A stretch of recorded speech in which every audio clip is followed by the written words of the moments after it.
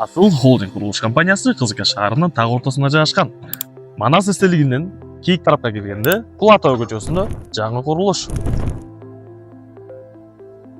7 кабат Асыл Резиденс турак жай комплекси. Биринчи кабат болсо коммерческое помещение. Асыл Резиденс турак жай комплекси 2027 жылдын 4-кварталында тапшырылат.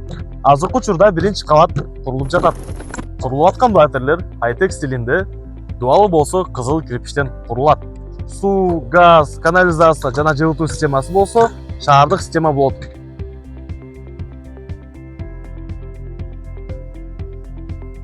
Бир бөлмөлүү студия жана 2-3 бөлмөлүү батирлердин толук акчасынан 80% берсеңиздер, анда силерге Рамадан айында умрага 2 кишиге жолдомо белек болот. Эгерде 50% төлөсөңүздөр, Турция, Египет же Вьетнамга 2 кишиге путевка берилет.